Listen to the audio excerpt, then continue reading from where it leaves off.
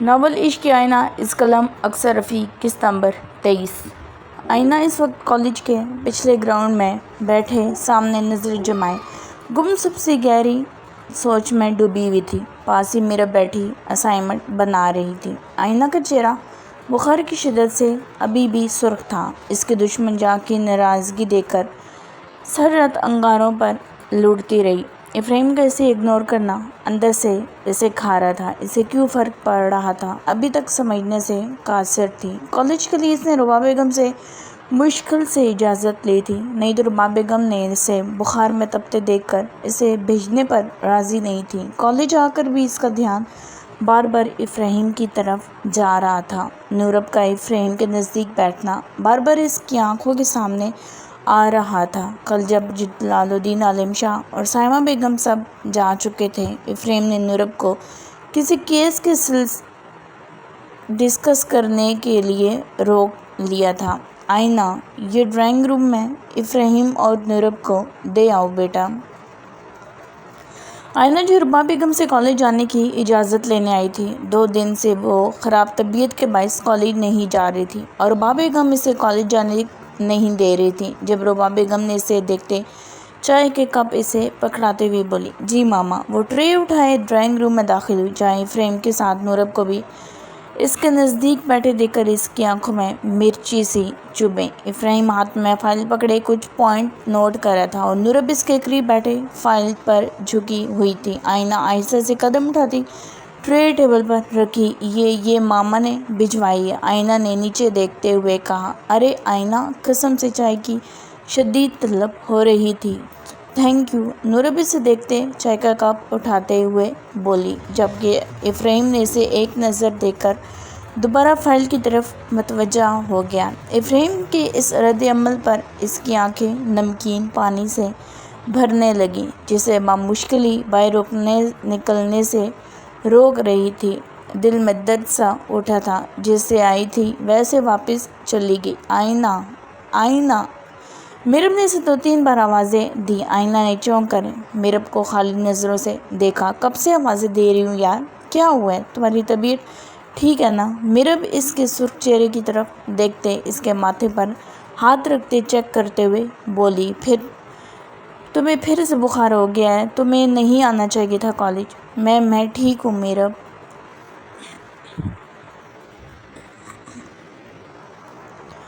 آئینہ نے اسے پریشان ہوتے دیکھ کر کہا، آئینہ کیا ہوا ہے؟ کوئی بات ہے کیا؟ میں صبح سے دیکھ رہی ہوں تم بیٹھے بیٹھے کھو جاتی ہو۔ بخار کی وجہ سے ایسا ہے یا کوئی اور بات ہے؟ بتاؤ مجھے۔ میرب کا پوچھنا ہی تھا کہ آئینہ کی آنکھوں میں نمی تیرنے لگی۔ آئینہ نے سر نیچے کیے نفی میں سر ہلایا۔ آئینہ، میں کچھ پوچھ رہی ہوں، ادھر دیکھ کر جواب دو مجھے، میرب نے سخت لہجے میں کہا۔ آئینہ سے دیکھتے چہرہ ہاتھوں میں چھپائے پھوٹ پھوٹ کر رونے لگی۔ آئینہ، میرب اس کے اس طرح رونے سے بکھلا گئی۔ آئینہ یار، میرب اس کے نزدیک ہوتے اس کے ہاتھ چہرے سے ہٹانے لگی۔ کیا ہوا ہے یار؟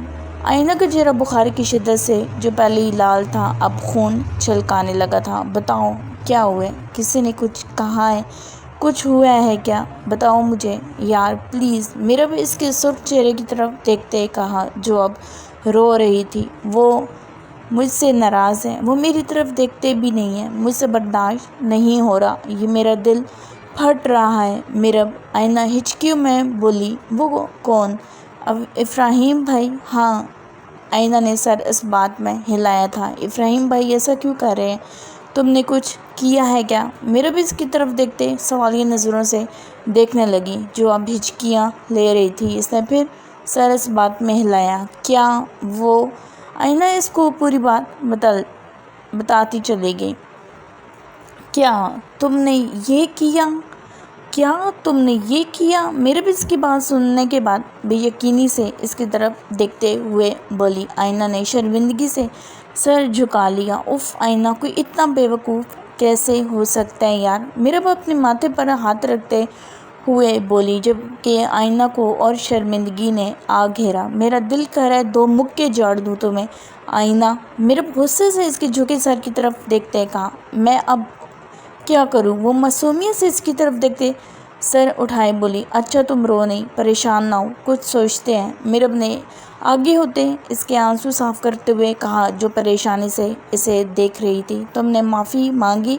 ابراہیم بھائی سے میربی سے دیکھتے ہوئے پوچھا۔ آئینہ نے سر نفی میں ہلایا۔ میربی سے گھور کر رہ گئی۔ جب تھوڑی دیر کے بعد میرب بولی، کہنا میرے سر کی تاج، میرے سر کی سائیں، مجھ سے یہ ادنا سی گستاخی ہوگی ہے جس کا مجھے نہایتی افسوس ہے۔ میری اس گستاخی کی وجہ سے آپ میری طرف پیار بھری نظروں سے دیکھ بھی نہیں رہے۔ آپ کی اس طرح روٹھنے سے میرے دل میں چھریاں چل رہی ہیں۔ کیا آپ میری اس گستاخی کو معاف کرنے کا شرف بخشیں گے؟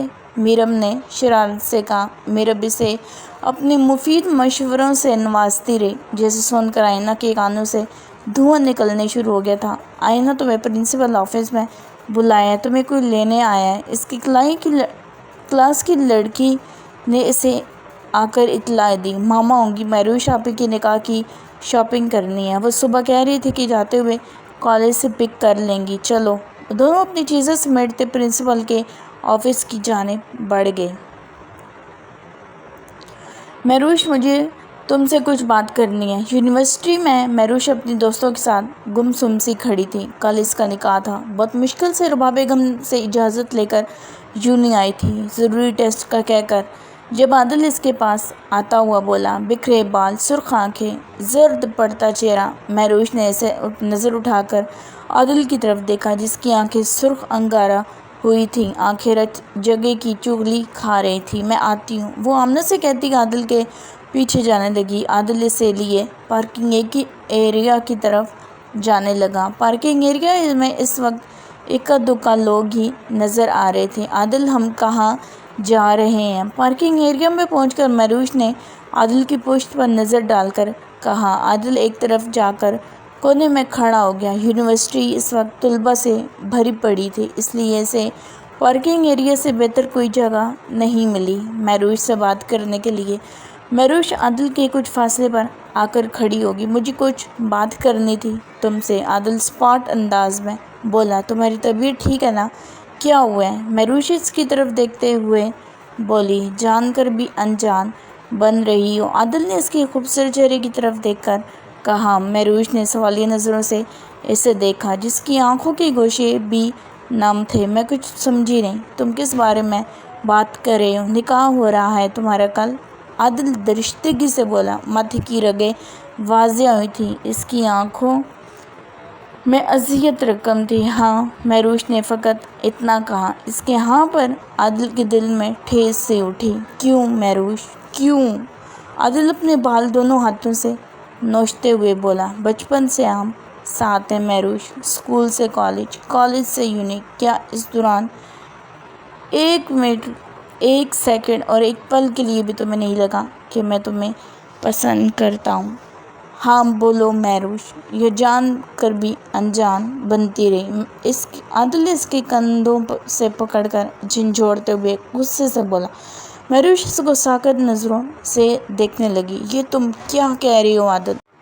وہ اس کے ہاتھ اپنے کندھے سے ہٹاتے ہوئے بولی۔ میں بہت محبت کرتا ہوں مہروش تم سے، پلیز تم یہ نکاح مت کرو۔ میں مر جاؤں گا تمہارے بغیر۔ میں اپنے آپ کو تمہارے قابل بنا کر تمہارے سامنے اظہار کرنا چاہتا تھا۔ عادل اس کے ہاتھ پکڑتے ہوئے بچوں کی طرح بولا۔ ویسے اظہار بھی کر رہا تھا تو کس موقع پر؟ جبکہ مہروش پتھرائی آنکھوں سے اسے دیکھ رہی تھی۔ وہ اس کے انکشاف پر چونکی تھی۔ پلیز مہروش، ایسا نہیں کرو میرے ساتھ، انکار کر دو۔ میں شام کو ماما پاپا کو بھیجوں گا تمہارے گھر۔ پلیز مہروش، وہ منت کرتے ایک امید، ایک آس سے اس کی طرف دیکھتے ہوئے بولا۔ رات کو جب سے اس کو پتہ چلا تھا کسی پل چین نہیں مل رہا تھا۔ رات کو مہروش کو کال کرتا رہا لیکن مہروش نے فون نہیں اٹھایا تھا۔ یہ ناممکن ہے عادل، میں نے ہمیشہ تمہیں ایک دوست کی حیثیت سے دیکھا ہے، تم میرے بہت اچھے دوست ہو،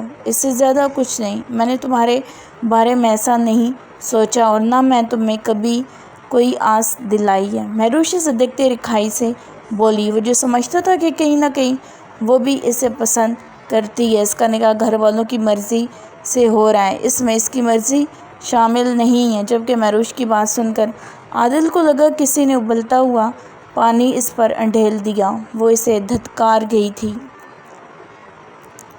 ذلت کا شدید تھپڑ اس کے منہ پر پڑا تھا اور وہ اسے اتنے برے طریقے سے دھتکار گئی تھی کہ ساری زندگی اپنی نظروں میں گر گیا تھا، چہرہ زرد ہو گیا تھا۔ عادل کی نظریں اس کے خوبصورت چہرے پر ساکت ہو گئی تھی۔ مہروش کو اس کی حالت دیکھ کر افسوس ہوا۔ عادل، تم اپنے کیریئر پر فوکس کرو، انکل آنٹی کو تم سے بہت امیدیں ہیں، تم بہت اچھے ہو عادل، مجھ سے بہتر لڑکی کے تم حقدار ہو اور میں نے ہمیشہ تمہیں اپنا اچھا دوست سمجھا ہے، اس سے زیادہ کچھ نہیں۔ وہ اس سے کوئی امید نہیں دلانا چاہتی تھی، اور جہاں تک نکاح کی بات ہے، بچپن سے ہی میرے پاؤں میں نکاح کی بیڑیاں ڈال دی گئی تھی۔ کزن ہے وہ میرا جس سے میرا نکاح ہو رہا ہے۔ اس پر حیرتوں کے پار گرا رہی تھی۔ وہ بت بنے اس کو دیکھ رہا تھا، دل زخمی پرندے کی طرح پھڑپڑا رہا تھا۔ میں چاہتی ہوں کہ کل ایک دوست کی حیثیت سے تم میرے نکاح میں ہو، میں چلتی ہوں۔ وہ بت بنے کھڑے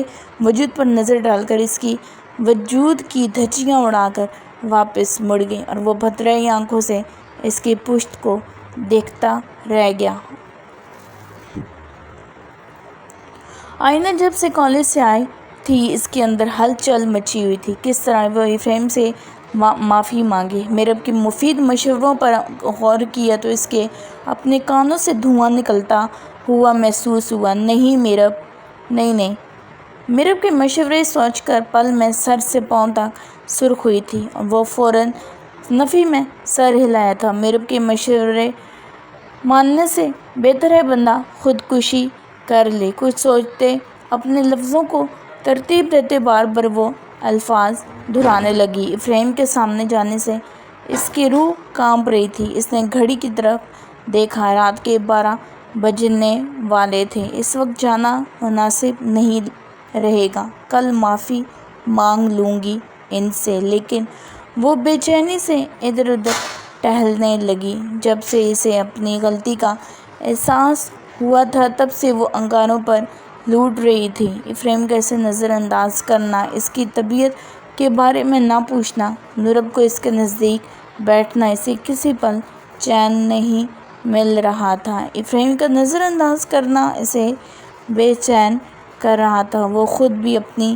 بدلتی کیفیت کو سمجھنے سے قاصر تھی۔ اس نے ایک بار پھر گھڑی کی طرف دیکھا اور افریم کے کمرے کی جانب بڑھی۔ سب اپنے اپنے کمروں میں تھے، اس لیے گھر میں گہرا سکوت چھایا ہوا تھا، جبکہ اس کا ننھا سا دل کانپ رہا تھا۔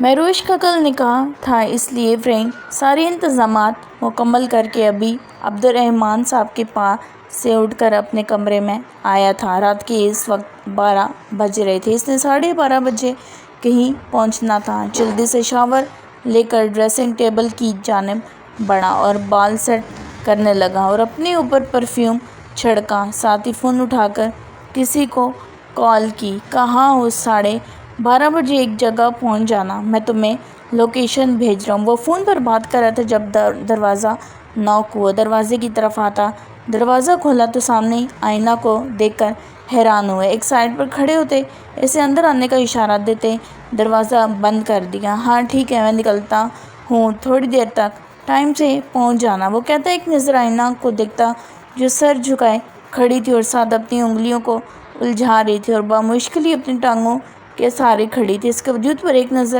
ڈال کر فون بند کرتا ڈریسنگ سے اپنی واچ اٹھا کر اپنی کلائی پر باندھنے لگا اور مڑ کر آئینہ کو دیکھا جو اسٹل اسی طرح کھڑی ہوئی تھی۔ خیریت ہے سب؟ اس وقت وہ اس پر گہری نظر ڈالے ہوئے بولا جو اس وقت بلو اور وائٹ پرنٹڈ سوٹ میں بلبس دوپٹہ ہمیشہ کی طرح لاپرواہی کی نظر ہو رہا تھا، بالوں کا رف سے جوڑا بنائے اس کے صبر کا امتحان لیے کھڑی تھی، جبکہ آئینہ کی زبان تادو سے چپک کر رہ گئی۔ وہ جو الفاظ یاد کر کے رٹے لگا کر آئی تھی سب اوڑھن چھو ہو گیا۔ آئینہ کو نہ سمجھ آیا کہ وہ کیا بولے، وجود لرزنے لگا۔ افریم کی نظر مسلسل اس کے چہرے کا طواف کر رہی تھی۔ آئینہ کیا ہوا ہے، سب خیریت ہے؟ اس کے چہرے پر بے چینی اور مسلسل چپ دیکھ کر بولا۔ آئینہ نے سر اس بات میں ہلانے پر اکتفا کیا۔ پھر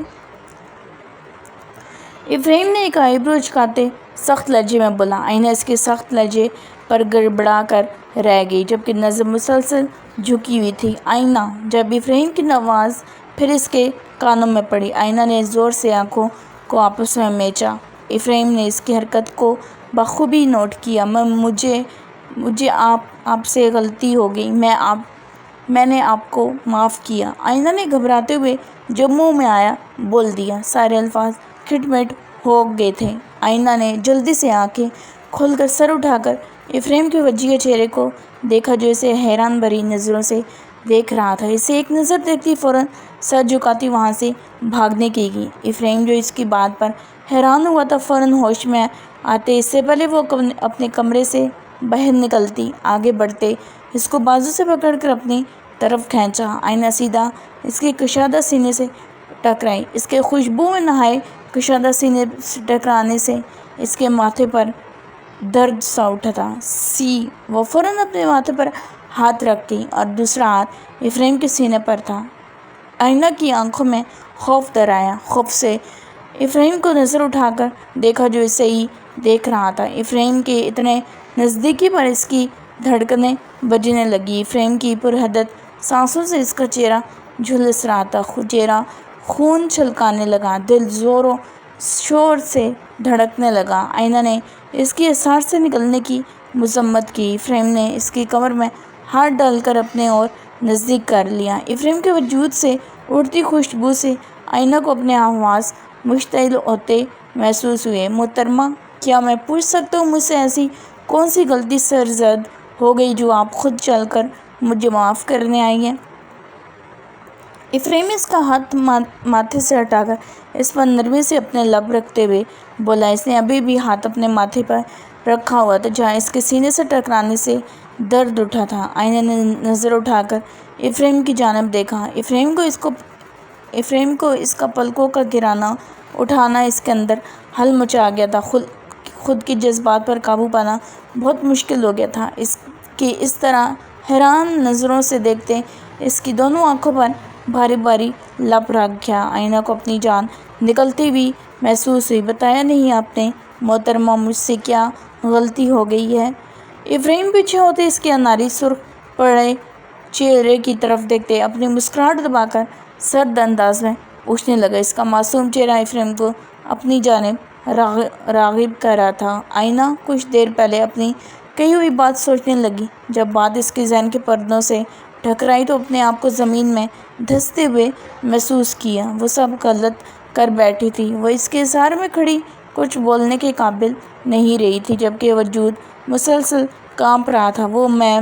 میں اس کے لب تھر تھرائے تھے۔ افریم جان گیا تھا کہ وہ اسے اپنی کی گئی غلطی کی معافی مانگنے آئی ہے اور اس سے خوف کی وجہ سے جو منہ میں آیا بول گئی۔ میں سن رہا ہوں۔ افریم اس کے معصوم چہرے پر نظر ٹکاتے ہوئے بولا اور اس کی کمر پر ہاتھ گرفت مضبوط کی تھی۔ میں اس سے پہلے وہ کوئی اور بات کرتی افریم نے نیچے اس کے لبوں پر جھکتے باقی کے الفاظ چن گیا۔ وہ نرمی سے اس کی سانسوں کو پیتا اپنے آپ کو سراب کرنے لگا۔ اچانک اس کی سانسیں اپنی سانسوں میں شدت سے ڈھلنے لگا۔ اس کے لبوں کا جہاں پیتا مدہوش ہونے لگا تھا، جسموں نے شدت سے انگڑائی لی تھی، جبکہ آئینہ نے زور سے ہاتھ اس کے سینے پر مارا تھا۔ آئینہ کو اپنی سانس رکتی ہوئی محسوس ہوئی، ٹانگوں سے جان نکلتی دکھائی دی۔ آئینہ بے تحاشا تڑپتی ہوئی اسے خود سے الگ کرنے کی کوشش کرنے لگی، لیکن وہ نازک جاں مضبوط شخص کو ایک انچ بھی نہ ہلا سکی۔ آنکھوں سے آنسو چھلک پڑے۔ افریم نے اس کی کمر پر ہاتھ اپنی گرفت مضبوط کی تھی۔ کچھ لمحوں بعد افریم اس کے لبوں کو آزادی پر بخشتا آنکھیں موندے اس کی پیشانی سے پیشانی لگائی۔ دونوں پیشانی ٹکائے گہرے گہرے سانس لینے لگے۔ افریم نے پیچھے ہوتے اس کے چہرے کی طرف دیکھا جس کا سرخ چہرہ آنسوؤں سے تر تھا، جبکہ اس کا پورا وجود ہولے ہولے لرز رہا تھا۔ دل نے اور گستاخی پر اکسایا۔ افریم اس کی پیشانی پر لب رکھتے اسے اپنے سینے سے لگا گیا اور اس کی کمر کو سہلانے لگا۔ آئینہ اس کے سینے پر سر رکھے گہرے گہرے سانس لینے لگی۔ جب افریم کو موبائل کی رنگ ٹون سنائی دی، آئینہ کو اسی طرح اپنے اظہار میں قید کیے پینٹ کی جیب سے موبائل نکال کر دیکھا اور فوراً کال پک کی۔ یار کہاں رہ گیا؟ میں کب سے گاڑی سڑکوں پر دوڑا رہا ہوں کہ ابھی لوکیشن بھیجتا ہے۔ کہاں رہ گئے ہو تم؟ جب فون میں سے غصے سے بھری ہوئی آواز کسی کی آئی، بھیج رہا ہوں لوکیشن، وہ اتنا کہہ کر فون بند کر دیا اور آئینہ کو کندھے سے پکڑ کر سامنے کیا،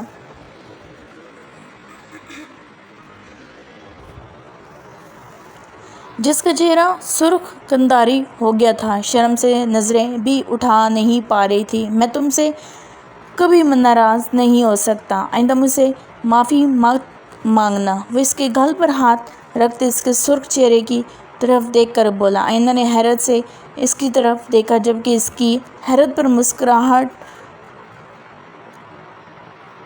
نے اس کے لبوں کو چھوا تھا۔ میں چلتا ہوں۔ وہ ایک بار پھر اس کے ماتھے پر نرمی سے لب رکھتا کمرے سے باہر نکل گیا، جبکہ آئینہ پیچھے دل تھام کر رہ گئی۔ دل ڈھول بجا رہا تھا۔ افرایم کا ایسا روپ وہ دوسری بار دیکھ رہی تھی۔ وہ ادھر ہی بیڈ پر بیٹھ کر گہرے گہرے سانس لینے لگی۔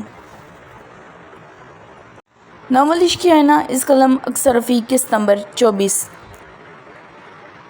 نہیں ہو سکتا ایسا۔ تیمل کمرے میں پڑی ہر چیز کو اٹھا کر پھینک رہا تھا، بالوں کو دونوں ہاتھوں سے جکڑے پورے کمرے میں چکر لگانے لگا۔ مجھے ڈیڈ کو بتانا ہوگا۔ وہ فون اٹھاتے اپنے باپ کے سیکرٹری کو فون کرنے لگا۔ ڈیڈ کہاں ہیں میری؟ ان سے بات کرواؤ۔ وہ انگلش میں غصے سے بولا۔ سر ابھی آرام فرما رہے ہیں۔ جب سیکرٹری نے اسے جواباً کہا، سیکرٹری کا جواب سن کر اس نے غصے سے فون بند کر دیا اور خود چل کر ملنے کا فیصلہ کیا۔ اس کا دماغ کھول رہا تھا۔ اپنی گاڑی کی چابی اٹھاتا کمرے سے باہر نکل گیا۔ باہر نکلتے ہی اس کی دونوں گارڈز اس کے ہمراہ ہونے لگی۔ جب ان کو ہاتھ سے اشارے سے منع کرتا، گاڑی میں بیٹھتا، گاڑی اڑا کر لے گیا۔ گاڑی فراٹے مار رہی تھی۔ غصے سے اس کا سفید چہرہ سرخ پڑ چکا تھا۔ ہاتھوں کی رگیں اسٹیئرنگ پر مضبوط ہوئی تھیں۔ تھوڑی دیر پہلے اسے خبر ملی تھی کہ پاکستان میں اس کے دادی کے گھر کچھ لوگ گھسے تھے اور پورے گھر کی تلاشی لی گئی تھی۔ البتہ ممتاز بیگم تیمل کی دادی بالکل ٹھیک تھی، صرف پورے گھر کو الٹ پلٹ کر رکھ دیا گیا تھا۔ اس کے گھر کے سارے گارڈز کو بے ہوش کیا گیا تھا۔ یہ خبر سن کر اس کا ہر چیز تہس نہس کرنے کو کیا۔ اپنے باپ کے فلیٹ پہنچتے ان کے کمرے کی جانب بڑھا۔ سر! جب شیر جہانگیر کے کمرے کے باہر کھڑے ملازم نے اسے روکا، تیمل نے زور سے لات اس کے پیٹ میں ماری۔ وہ اندھے منہ نیچے گرا۔ گالی! آئندہ مجھے روکنے کی سوچنا بھی مت۔ وہ دھاڑتے ہوئے دروازہ نوک کرنے لگا۔ اندر سے جواب ملنے پر وہ غصے سے دروازہ کھول کر اندر داخل ہوا۔ جب شیر جہانگیر، جو ابھی شاور لے کر باہر نکلا تھا، تیمور کے غصے سے بھرے چہرے کی طرف دیکھنے لگا۔ کیا بات ہے؟ کیا ہوا ہے؟ شیر جہانگیر کی بھری آواز پورے کمرے میں گونجی۔ کسی نے دادو کے گھر کی تلاشی لی ہے۔ اس نے اپنے باپ کی طرف دیکھ کر کہا۔ ہاں جانتا ہوں، خبر ملی ہے مجھے، شیر جہانگیر ٹھنڈے دار اور سرد لہجے میں بولا اور ڈریسنگ ٹیبل کی تک پہنچتا اپنے بال سیٹ کرنے لگا۔ شیر بہو اپنے اصل حلیے میں تھا، نہیں تو ہر وقت چہرے پر میک اپ کیے رکھتا یا ماسک لگائے رکھتا۔ آج تک اس کی اولاد کے علاوہ اس کا اصل چہرہ کوئی نہیں دیکھ پایا تھا۔ ہر غیر قانونی کام وہ پردے کے پیچھے رہ کر کرتا تھا۔ دنیا کے لیے وہ جانا مانا ایک بزنس مین تھا۔ 60 سال کی عمر ہونے کے باوجود وہ 40 سال کا نوجوان لگتا تھا، یا ایسا کہنا غلط نہ ہوگا، وہ اپنے بیٹے تیمور جہانگیر کا بڑا بھائی لگتا تھا۔ کون جاننے کی کوشش کر رہا ہے ہمیں؟ ڈیڈ کوئی ہم تک پہنچ رہا ہے، ہمیں ڈھونڈ رہے ہیں۔ اپنے باپ کے سکون سے جواب دینے پر غصے پر ضبط کرتا بولا۔ پتہ چل جائے گا، تم پریشان نہ ہو۔ ڈیڈ دادو کو یہاں لے آئیں۔ وہ ہمیشہ کی کہی ہوئی بات دہرا گیا۔ اس کی زندگی میں دو ہی تو عورتیں تھیں، اس کی بہن ہانی اور اس کی دادی، جس کو وہ بہت بے حد محبت کرتا تھا۔ باقی دنیا کی تمام لڑکیوں سے وہ نفرت کرتا تھا۔ لڑکیوں کی سسکیاں، ان کی دہائیاں، ان کا گڑ گڑانا اسے سکون پہنچاتا تھا، نہیں تو وہ ادھر ہی نہیں، وہ ادھر ہی ٹھیک ہے، شیر جگیر نے اسے جواب دیا۔ تیمور نے غصے سے اپنی مٹھیوں کو آپس میں پینچا۔ کبھی کبھی اپنے باپ کی باتیں اس کے غصے کو انتہا تک پہنچا دیتی تھی، جنہیں وہ بمشکل ہی ضبط کر پاتا، لیکن وہ کچھ نہیں کر پاتا تھا کیونکہ اسے پتا تھا کہ اس کا باپ بعد میں اگلی کی سانسیں پہلے ضبط کرتا تھا۔ اور کوئی خبر نہیں، وہ فقط اتنا بولا، ٹھیک ہے اب تم جا سکتے ہو۔ وہ اٹھتا غصے سے باہر نکل آیا۔ وہ جانتا تھا کہ اس کے باپ نے کچھ نہ کچھ پتہ کروا لیا ہوگا، تو اس سے کیوں نہیں بتا رہا؟ مجھے خود ہی سب معلوم کرنا ہوگا۔ اس نے فون نکال کر کسی کو کال ملائی۔ ہیلو، پاکستان میں جتنے بھی ہمارے ڈیلر ہیں جو ہمیں مال بیچتے ہیں، ان سب کی اگلے 10 منٹ میں لسٹ آنی چاہیے۔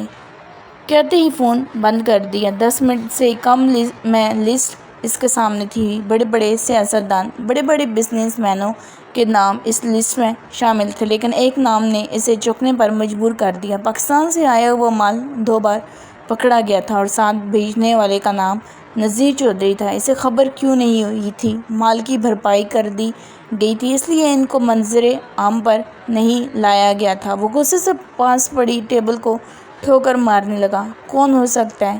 ISI کے لوگ تو نہیں، یا پھر خفیہ ایجنسی اس سب میں ملوث ہیں؟ وہ پاکستان کے قانون سے بھی واقف تھا۔ سوچتے سوچتے اس کے دماغ کی رگیں پھٹنے لگیں۔ اگر اسی طرح ان کا مال پکڑتا گیا تو بہت جلد سب ختم ہو جائے گا، اور وہ یہ بھی جانتا تھا کہ ان سب کا قصوروار اس کا باپ اسے ہی ٹھہرائے گا۔ کچھ سوچتے پھر کسی کو کال ملائی۔ مجھے نذیر چودھری کی ساری انفارمیشن بھیجو، کون کون ہے اس کے گھر، سب کچھ۔ حویلی نکلنے سے پہلے زیام عبدالرحمن صاحب کے پاس آیا۔ ڈیڈ، میں آپ سے ایک بات کرنا چاہتا تھا۔ زیام عبدالرحمن صاحب کی طرف دیکھتے ہوئے بولا، جس کے چہرے پر بے چینی واضح تھی۔ بولو بیٹا۔ عبدالرحمن صاحب اس کے چہرے پر پریشانی بھاپتے ہوئے بولے، کیا یہ سب ٹھیک ہو رہا ہے؟ مطلب مہروش آپی کے ساتھ ٹھیک کر رہے ہیں ہم؟ وہ خوش نہیں ہیں، خوشی ان کے چہرے سے دیکھنے کو بھی نہیں مل رہی۔ ہم ان کے ساتھ زبردستی کر رہے ہیں۔ ٹھیک ہے، شمائم بھائی بہت اچھے ہیں، لیکن کیا مہروش آپی ان کے ساتھ ہم سے دور حویلی میں زندگی گزار سکیں گی؟ وہ کب سے دل میں آئے سوال پوچھ بیٹھا، جو مہروش کا رویا رویا چہرہ دیکھ کر وہ بے چین ہو گیا تھا۔ کیا وہ زبردستی کر رہے تھے مہروش کے ساتھ؟ ماں باپ کبھی غلط فیصلہ اپنے بچوں کے لیے نہیں کرتے زیام، اور نہ ہی اپنے ماں باپ اپنی اولاد کے لیے کچھ برا چاہتے ہیں۔ اگر ان سے کبھی غلط فیصلے ہو بھی جائیں تو تب بھی ان کی نیت صاف ہوتی ہے، اور مجھے پورا یقین ہے کہ میں نے اپنی بچی کے لیے غلط فیصلہ نہیں کیا۔ ابھی وہ ناراض ہے، نادان ہے، لیکن آگے زندگی میں وہ بہت خوش رہے گی۔ تم پریشان نہ ہو، سب ٹھیک ہو جائے گا۔ عبدالرحمن صاحب اس کا کندھا تھپتھپاتے ہوئے بولے، انشاءاللہ ڈیڈ۔ زیام سنجیدگی سے بولا، جلال الدین عالم شاہ کے اصرار پر نکاح حویلی میں ہی رکھا گیا تھا۔ بخت بیگم بھی یہی چاہتی تھی کہ ان کے پوتے پوتی کا نکاح حویلی میں ہی ہو۔ 5 گھنٹے کی مسافت طے کر کے 3 گاڑیاں حویلی میں آگے پیچھے داخل ہوئیں۔ عبدالرحمن صاحب نے عرصے بعد حویلی میں قدم رکھا تھا۔ کیا کچھ یاد نہ آیا تھا؟ ان کے بھائی کی خون میں لت پت پڑی لاش، خون کا بدلہ خون، قتل کی بنا پر پھانسی، مہروش کا نکاح، حویلی سے چلے جانا۔ رباب بیگم اور عبدالرحمن صاحب کی آنکھیں نم ہوئی تھیں۔ حویلی کے داخلی دروازے پر انہیں عنایت بیگم، بخت بیگم اور شفاق عالم شاہ کھڑے دکھائی دیے۔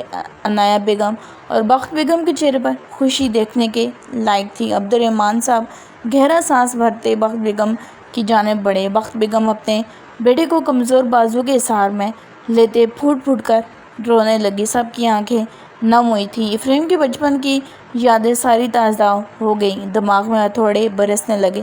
وہ جیسے جیسے آگے بڑھ رہا تھا، ایک ایک منظر اس کی آنکھوں کے سامنے لہرانے لگا۔ حویلی چھوڑ کر جانے کے بعد وہ کئی راتیں سو نہیں پایا تھا۔ رات کو آنکھیں موندتا تو ڈر اور خوف سے کانپ جاتا۔ سارے مناظر اس کی آنکھوں کے سامنے چلنے لگے، جیسے بمشکل ہی ضبط کر پایا تھا۔ وہ بار بار اس کی آنکھوں کے سامنے ارمان عالم شاہ کی لاش، حویلی میں بہت بڑے سارے لوگ حویلی میں بہت سارے لوگ، عورتوں کے اونچی اونچی بین۔ وہ حویلی کا سب سے بڑا اور سب سے لاڈلا بچہ تھا۔ اپنے دادا کی انگلی تھامے جہاں وہ جاتے ان کے ساتھ جاتا۔ بھری پنچایت میں وہ اپنے دادا کے ساتھ بیٹھتا۔ ان کے جان سے پیارے چاچا ارمان عالم شاہ، جن کا وہ سب سے لاڈلا تھا، کندھوں پر بٹھائے اس سے کھیلتے۔ وہ بہت ذہین تھا، چہرے پر سنجیدگی سجائے۔ وہ کبھی کبھی جلال الدین عالم شاہ کو حیران کر دیتا تھا۔ وہ ایسے سوال پوچھتا تھا کہ جلال الدین عالم شاہ حیران ہو کر رہ جاتے۔ شمائم اور شفان اس سے چھوٹے تھے۔ افراہیم عنایہ بیگم، بخت بیگم اور شفان سے ملتا آگے بڑھا، جب ایک اور یاد اس کے ذہن کے پردوں سے ٹکرائی۔ وہ چاروں یہیں پر تو کھیلتے تھے۔ افراہیم کی آنکھوں میں مرچیں سی چبھیں۔ ان سب کا قصوروار وہ جلال الدین عالم شاہ کو سمجھتا تھا۔ اگر وہ عبد الرحمن صاحب کی بات مان لیتے تو ان کو کبھی حویلی چھوڑنی نہ پڑتی، لیکن جلال الدین عالم شاہ نے اپنی اولاد سے بڑھ کر اپنے اصولوں، اپنے رسم و رواج کو فوقیت دی تھی۔ بظاہر تو وہ جلال الدین عالم شاہ سے بات کر رہا تھا، لیکن ابھی بھی وہ ان سے ناراض تھا، اور یہ بات جلال الدین عالم شاہ اچھے سے جانتے تھے، لیکن انہیں یقین تھا کہ وہ اپنے پوتے کو راضی کر لیں گے۔ حویلی میں ان کے کمرے پہلے سے ہی صاف کروا دیے تھے۔ ملازموں کے ذریعے ان کا سامان کمروں میں پہنچا دیا گیا تھا۔ نکاح شام 7 بجے رکھ دیا گیا تھا۔ شہر سے بھی عبد الرحمن صاحب کے دوست احباب نے بھی آنا تھا۔ وہ یہاں خود بھی یہاں رکنے کے ارادے سے نہیں آئے تھے۔ نکاح کے بعد انہوں نے بھی واپس چلے جانا تھا۔ اول تو افراہیم حویلی آنے پر راضی نہیں تھا، لیکن عبد الرحمن صاحب کے بہت اصرار پر وہ راضی ہو گیا تھا۔ لیکن یہاں آ کر اسے عجیب سی بے چینی ہونے لگی تھی۔ کئی ہزار رقبے پر بنی یہ شاندار حویلی، جو سادگی میں اپنی خوبصورتی دیکھنے والوں کو مبہوت کر دیتی تھی، آج جگمگ کرتی لائٹوں سے سجی اس میں رہنے والے افراد کی خوشی کا پتہ دے رہی تھی۔ ساری حویلی کو برقی کمکموں اور پھولوں کے ساتھ سجایا گیا تھا۔ جلال الدین عالم شاہ نے اتنے کم وقت میں بھی انتظامات ایسے کیے تھے جن کی تعریف کرنے کے لیے بھی الفاظ کم پڑے تھے۔ آج جلال الدین عالم شاہ کے پوتے شمائم عالم شاہ اور گاؤں کے سرپنچ کا نکاح تھا، جس کی خوشی میں آج پورے گاؤں میں مٹھائی کے ساتھ ساتھ کھانا بھی تقسیم کرنے کا اعلان کیا گیا تھا۔ حویلی کی لان میں ہی ایک بڑا اسٹیج تیار کیا گیا تھا، جس کے درمیان میں پھولوں کی لڑیاں لگا کر اسے 2 حصوں میں تقسیم کر دیا گیا تھا، جو نکاح کے بعد ہٹائی جانی تھی۔ مہروش کو تیار کرنے کے لیے شہر کی مشہور بیوٹیشین کو حویلی میں ہی بلا لیا گیا تھا۔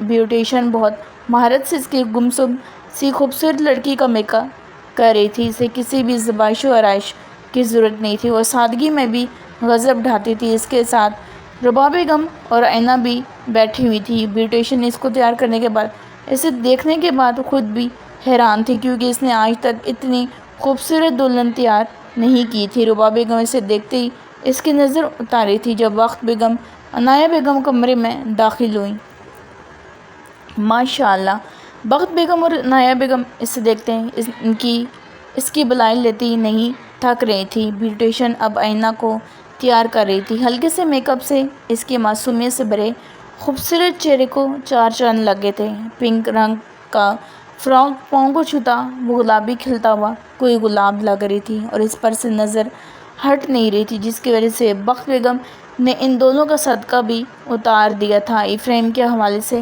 یہ ننھی سی گڑیا انہیں بہت عزیز ہو گئی تھی۔ تھوڑی دیر کے بعد بخت بیگم مہروش کے سر کو چومتے عنایہ بیگم کو ساتھ لیے باہر نکلی، کیونکہ ابھی کچھ دیر نکاح کا فریضہ انجام دیا جانا تھا، اور ساتھ ساتھ حویلی میں آنے والے مہمانوں کی خاطر تواضع کے لیے ان کا وہاں ہونا بھی ضروری تھا۔ پارلر والی تیار کر کے جا چکی تھی۔ جب زیام کمرے میں داخل ہوا، ماما میرے جوتے نہیں مل رہے سامان میں سے، وہ روان سے ہو کر بولا۔ آئینہ بیٹا جاؤ بھائی کو جوتے نکال کر دو سامان میں سے۔ رباب بیگم نے آئینہ کو دیکھتے کہا، جی ماما۔ آئینہ زیام کو لیے باہر نکل گئی۔ ان کے جانے کے بعد رباب بیگم مہروش کی طرف متوجہ ہوئی۔ مہروش؟ رباب بیگم اس کے گمسم سے چہرے کی طرف دیکھتے بھیگی آواز میں اس کے ہاتھ پکڑتے ہوئے بولی، جو نہ جانے کس جہاں میں پہنچی ہوئی تھی، اس کے آس پاس کیا ہو رہا ہے اسے کچھ نہیں پتا تھا۔ رباب بیگم کے ہاتھ پکڑنے پر وہ چونکی اور خالی نظروں سے رباب بیگم کی طرف دیکھنے لگی۔ تم ٹھیک نہیں ہو مہروش؟ وہ اپنی بیٹی کی حالت دیکھ کر تڑپ رہی تھی۔ جب رباب بیگم کو روتا دیکھ کر اس کی آنکھوں سے آنسو پھسل کر آلیس پر بہنے لگے۔ میں بالکل ٹھیک ہوں ماما، پلیز آپ رو نہیں، میں بہت خوش بھی ہوں، پلیز آپ پریشان نہ ہوں۔ مہروش ان کے آنسو صاف کرتے پھڑپڑاتے لبوں سے بولتی فوراً اٹھتے رباب بیگم کو گلے لگایا تھا۔